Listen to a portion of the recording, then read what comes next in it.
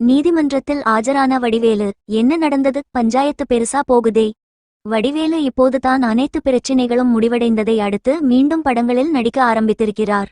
அந்த வகையில் நாய்சேகர் ரிட்டர்ன்ஸ், மாமன்னன், சந்திரமுகி 2 என வரிசையாக நடித்த அவர் இப்போது மாரீசன், கேங்கர்ஸ் ஆகிய படங்களில் நடித்து முடித்திருக்கிறார்.